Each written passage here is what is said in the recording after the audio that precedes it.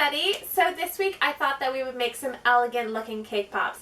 Now normally my cake pops kind of stick up like this, but these ones are kind of like upside down cake pops. We're actually a little bit easier to make. So let me show you how to make them. So today I've already made my cake balls, but if you'd like to learn how to make a cake pop start to finish and how to create these balls, I have done a full tutorial and I will leave a link for that video at the end of this video. So I'm going to start off by inserting my cake pop stick into my cake pop just to create a little starter hole. Then I'm going to dip that into some melted chocolate. I'm going to use my finger to brush the excess melted chocolate around my cake pop to create a little base and kind of structure for my cake pop. Let those dry in the freezer for about 10 minutes, just to nice and kind of harden up. And then you want to dip your cake pop into your melted chocolate. Just make sure you got some of that excess chocolate off your cake pop before you set it down. Now I have these really pretty, really tiny little white pearls, and while my cake pop is still wet, I'm just going to kind of sprinkle those on top of the chocolate, just so that way they stick and look really pretty. This adds a lot of texture and a little bit extra dimension.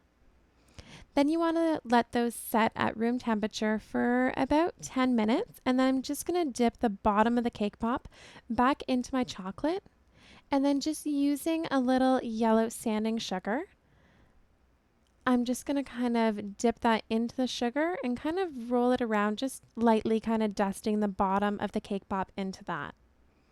And you can let those dry. For the flowers, I'm using some yellow fondant. I'm just using a medium-sized daisy cutter.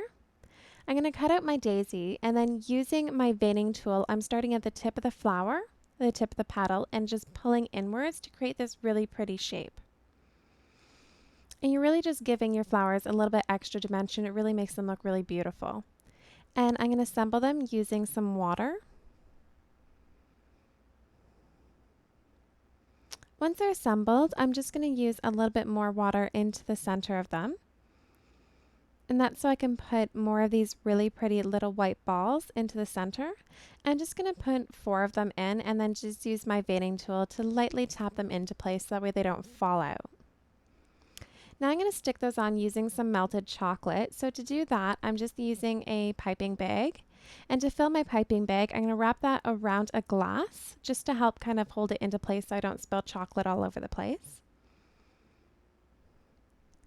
And when you cut off the tip, remember to cut off a very, very, very small tip because the chocolate will come out very fast. I'm just going to put a little dab on the bottom of my flower and then stick that right onto my cake pop.